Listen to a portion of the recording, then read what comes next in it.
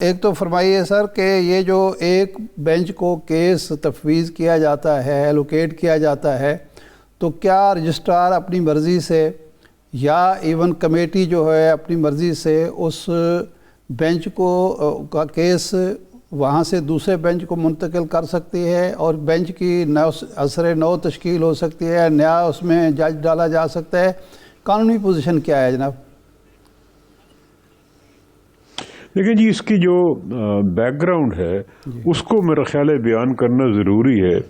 کہ supreme court کے اندر پہلے بھی ایک تناؤ سا چل رہا تھا اور 26ویں ترمیم کے بعد وہ جو تناؤ تھا اس میں اضافہ ہو گیا ہے، یعنی کچھ ججز کو آئینی بینچ میں ڈال دیا گیا اور آئینی بینچ میں جو مقدمات ہوتے ہیں وہ زیادہ اہم نوعیت کے ہوتے ہیں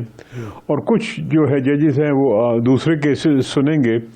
تو یہ ایک تقسیم کر دی گئی ہے اور جو فیصلہ کرے گا کہ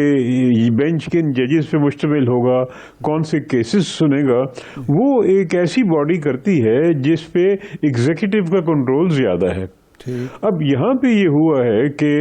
26 ترمیم کے بعد عام حالات میں تو یہ جو آئینی معاملات ہوتے ہیں یہ کانسٹیٹیوشنل بینچ میں جاتا ہے، لیکن یہاں پہ جو سوال اٹھا ہے وہ یہ ہے، ایک معاملہ ایک بینچ کے سامنے آ گیا، اب اس بینچ نے ایک جوڈیشل آرڈر پاس کیا کہ بھی اس کیس کو ہمارے سامنے فلاں تاریخ کو لگایا جائے۔ اب جوڈیشل آرڈر جب ہو جاتا ہے 3 بینچ کا تو اس کو کوئی چیف جسٹس بھی رد نہیں کر سکتا، نہ اس پہ کوئی رجسٹرار رد کر سکتا ہے۔ تو جب یہ آرڈر آ گیا اور اس آرڈر کی بیک گراؤنڈ یہ ہے کہ منصور علی شاہ صاحب کے سامنے یہ سوال اٹھایا گیا تھا کہ جی یہ کیس جو ہے یہ ادھر جانا چاہیے، تو انہوں نے اس سوال پہ کہ بھی یہ کیس کدھر جانا چاہیے انہوں نے کہا کہ اچھا ہم بحث سن لیتے ہیں، اور میرا خیال میں بہتر یہ ہوتا کہ اس کا انتظار کرتے، ایک جوڈیشل آرڈر ہے اس کو قائم رہنے دیتے اور پھر اس بینچ کا جو فیصلہ آتا اس کے بعد مزید کارروائی ہوتی۔ اب یہ ہوا ہے کہ ایک جوڈیشل آرڈر کو، ایک 3 ججز کی آرڈر کو آپ کہہ دیں کہ رجسٹرار نے رد کر دیا ہے یا چیف جسٹس نے رد کر دی ہے، ابھی یہ بات کوئی واضح نہیں ہے، لیکن یہ ایک جو سپریم کورٹ کی ساکھ ہے اس کو بھی متاثر کرتا ہے، انڈیپینڈنس کو بھی متاثر کرتا ہے۔ تو یہ میرے خیال میں معاملات اسی قسم کے چلتے رہیں گے جب تک کوئی یہ 26ویں ترمیم کو گہری نظر سے نہ دیکھے، اس پہ سوچے کہ بھی اس پہ پاکستان کی بہتری ہے، عدالتی نظام کی بہتری ہے نہیں ہے، اور اس کو اگر بہتر نہیں ہے، اس سے تناؤ بڑھ رہا ہے، حالات خراب ہو رہے ہیں، تو میرے خیال میں پھر اس پہ نظر ثانی ہونی چاہیے۔ تو یہ ہے اس کی بیک گراؤنڈ اس کیس کی۔ اب جو ایشو ہے یہ ہے کہ یہ ایک جوڈیشل آرڈر ہے، اس کو کیا کوئی تبدیل کر سکتا ہے ایگزیکٹو یا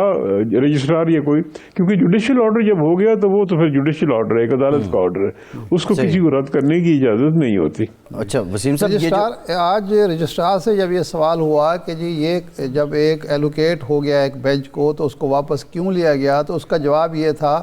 کہ جو کمیٹی ہے پریکٹس اینڈ پروسیجر جو کمیٹی ہے وہ اگر کیس ایلوکیٹ کر سکتی ہے تو وہ اس کو واپس بھی لے سکتی ہے، تو کیا یہ ویلڈ پوائنٹ ہے ان کا اور یہ آرگومنٹ کی جا سکتی ہے کہ جس کمیٹی نے ایلوکیٹ کیا تھا اسی نے واپس لے لیا، کیا فرق پڑتا ہے؟ دیکھیں جی، یہ سوالات تو اٹھیں گے، یہ قانون سوالات اٹھیں گے، لیکن دیکھیں نا یہ جو کمیٹی ہوتی ہے یہ ایک ایگزیکٹو کمیٹی ہے، یعنی یہ گو جوڈیشری ججز ہوتے ہیں اور دوسری جانب جو ہوتی ہے اس میں جوڈیشل کمیشنر، لیکن اس میں ایگزیکٹو کے لوگ بھی ہوتے ہیں۔ لیکن یہاں پہ سوال یہ ہے کہ جی ایک دفعہ 3 ججز نے آرڈر کیا کہ اس کیس کو فکس کیا جائے، تو اس کو پھر کیا رد کیا جا سکتا ہے، اگنور کیا جا سکتا ہے؟ میرے خیال میں یہ جو طریقہ کار اختیار کیا گیا ہے یہ مناسب نہیں ہے۔ ان کو چاہیے تھا کہ جج کے سامنے اعتراض کرتے، بینچ کے سامنے اعتراض کرتے کہ جناب یہ آپ کے دائرہ اختیار میں نہیں آتا، اس کو مہربانی کر کے کسی دوسرے بینچ میں بھیج دے۔ تو وہ اس قسم کے کیسز پہلے بھی آتے رہے ہیں کہ جہاں پہ ایک بینچ کے سامنے یہ سوال اٹھا تو انہوں نے کہا کہ جی یہ ہمارا اختیار نہیں ہے، یہ کانسٹیٹیوشنل بینچ سنے گا۔ تو یہ اسی طرح ہونا چاہیے تھا۔ جو وسیم صاحب ابھی بات کی جا رہی ہے، آج جو رجسٹرار صاحب نے یہ کہا کہ ایڈیشنل رجسٹرار جوڈیشل کی یہ غلطی ہے، ایک تو یہ بتائیے کہ کیا عدالتی روایات میں یہ نظیر موجود ہے کہ کسی عدلیہ کے انتظامی افسر کو توہین عدالت کیا جائے، اور دوسرا ہیومن ایرر کی کتنی معاف کرنے کی کتنی گنجائش ہوتی ہے جب آئین اس معاملے پہ خاموش ہو؟ دیکھیں جی، اس میں نظیر ضرور ہوگی، میرے پاس تفصیل نہیں ہے، لیکن کئی سالوں سے جوڈیشری کا کام چل رہا ہے، کہیں نہ کہیں کسی سے کوتاہی اگر ہو جاتی ہے رجسٹرار سے تو ضرور اس پہ کارروائی ہوئی ہے، کہ میرے پاس تفصیلات نہیں ہیں۔ تو اب یہ ہے کہ کیا رجسٹرار سے جو غلطی ہوئی ہے، یہ بھی سوال اٹھے گا، اس نے خود غلطی کی ہے یا کسی سے آرڈر لے کے کی ہے؟ تو یہ ساری چیزیں اگر بحث ہوتی ہے تو واقعات سامنے آئیں گے۔ جسے میں نے پہلے عرض کیا کہ مناسب یہ تھا کہ اسی بینچ کے سامنے جو منظور علی شاہ صاحب اور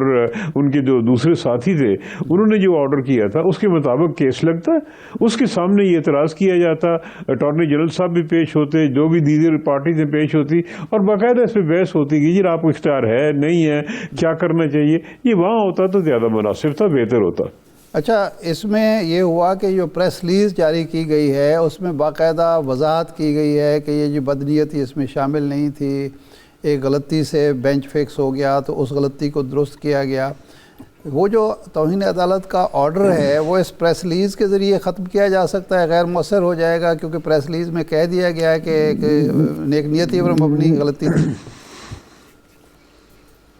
یہ بھی معاملہ جو ہے جی، وہ جس بینچ نے یہ نوٹس ایشو کیا ہے اسی بینچ کے سامنے جائے گا،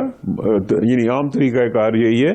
اور اس کے سامنے یہ اعتراض یا یہ صورتحال پیش کرنی چاہیے کہ کیسے یہ کیس لگ گیا، اور اگر انسانی غلطی ہے تو مجھے یقین ہے کہ بینچ اس پہ غور کرے گا۔ لیکن یہ جو طریقہ کار کیا جا رہا ہے کہ خود بخود سارے فیصلے ہو رہے ہیں اور جو بینچ ہے اس کو نظر انداز کیا جا رہا ہے، اس کے احکامات کو رد کیا جا رہا ہے، اس سے میرے خیال میں یہ سپریم کورٹ کے حالات میں زیادہ تناؤ آئے گا اور دقتیں آئے گی۔ اچھا، ایک یعنی تاثر یہ مل رہا ہے اور اس پریس ریلیز سے بھی یہ تاثر ملتا ہے کہ اصل معاملہ ہے 26ویں آئینی ترمیم کا، جس کے بارے میں بہت ساری درخواستیں ہیں لیکن وہ کیس فکس نہیں ہو رہا۔ تو اندیشہ یہ محسوس کیا جا رہا تھا کہ یہ جو بینچ ہے یہ شاید 26ویں آئینی ترمیم کے حوالے سے کوئی جوڈیشل آرڈر پاس کر دے کہ جی فل کوڈ بنایا جائے، تو اس فل کوڈ سے بچنے کے لیے پہلے بینچ کو تبدیل کیا گیا، پھر بینچ سے کیس واپس لیا گیا، پھر آئینی بینچ 8 رکنی بینچ بنا دیا گیا جو 27 جنوری کو اس پہ سماعت کرے گا۔ تو اگر 3 رکنی بینچ جوڈیشل آرڈر کرتا کہ فل کوڈ بنایا جائے تو کیا پھر فل کوڈ بنانا لازم تھا؟ بات یہ ہے جی کہ فل کوڈ بنانا وہ ججز نہیں بناتے، وہ چیف جسٹس صاحب کو ریکویسٹ کی جاتی ہے کہ بھی اس میں معاملہ ہے، آپ اس پہ فل کوڈ بنائیں۔ پھر چیف جسٹس جو ہے وہ اپنے جو بھی حالات ہیں دیکھ کے، قانون دیکھ کے، روایات دیکھ کے وہ فیصلہ کرتے ہیں۔ تو بینچ یہ نہیں کرتا کہ اچھا جی ہم خود فل کوڈ بناتے ہیں، یہ نہیں ہوتا۔ تو یہ خدشات ضرور ہوں گے، لیکن میرے نزدیک اس قسم کا خدشہ نہیں ہونا چاہیے۔ پہلے سوال یہ تھا بینچ کے سامنے کہ جی اختیار کس کا ہے، کیا ہونا چاہیے، تو وہ اب یہ جو حکومت کی جانب سے یا دوسری پارٹیز کی جانب سے جو ری ایکشن آیا ہے اس میں یہ بات درست ہو سکتی ہے جو آپ نے جس کا ذکر کی ہے کہ خدشہ ہے یہ، لیکن اس کی کوئی جواز نہیں مجھے لگتا، عام طور پہ ایسے نہیں ہوتا۔